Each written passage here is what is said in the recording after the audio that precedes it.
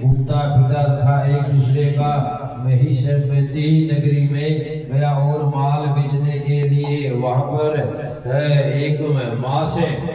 एक मास ठहरा।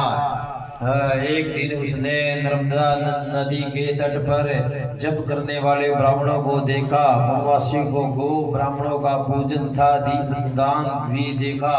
सायंकाल श्री शिव जी का दीपदान महोत्सव देखा। कार्तिकेय पूर्णमासी को दान हवन तथा जप करने वाला अक्षय फल प्राप्त होता है। महादेव जी तथा विष्णु में अनंतर मानने वाले का मंत्र मानने वाले का समस्त पुण्य निष्फल चला जाता है। धनेश्वर यह सब उत्सव देखता रहा। फिर रात को एक सर्प ने उसको काट लिया। तब कुछ मनुष्यों ने उसके मुख में तुलसी दल तथा नर्मदा का जल डाला। इसके पश्चात वह मृत्यु को प्राप्त हो गया। बोल विष्णु भगवान की जय। बोल कार्तिक भैरव की जय। यमराज के दूत उसे मारते पीटते हुए यमपुरी ले गए। वह चित्रगुप्त ने उसको क्रोध की दृष्टि से देखते हुए यमराज से कहा कि यह घोर पापी है। इसने जीवन एक भी पुण्य कार्य नहीं किया। तब यमराज ने आज्ञा दी कि इसको खगोलते हुए तेल के कढ़ाई में डाल दो।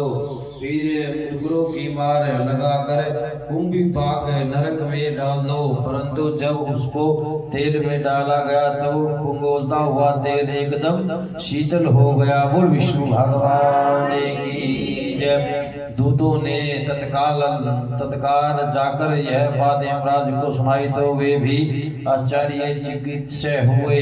ठीक उसी समय नारद जी यमराज की सभा में आ पहुंचे और यमराज से पूजित होने के बाद वे कहने लगे कि हे यम, यह धनेश्वर महापापी होते हुए भी कार्तिकेय मास का व्रत करने वाले के सत्संग के प्रभाव से पुण्यात्मा हो गया है।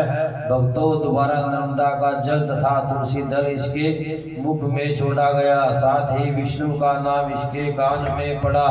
इन सब के कारण इसके पाप नष्ट हो गए। बोल विष्णु भगवान की जय। इतना कहकर नारद जी ब्रह्मलोक को चले गए। उधर धनेश्वर कुबेर का अनुगामिक धन यज्ञ हुआ, जिसके नाम से अयोध्या में भगवान गदाधर नाम का तीर्थ विख्यात हुआ।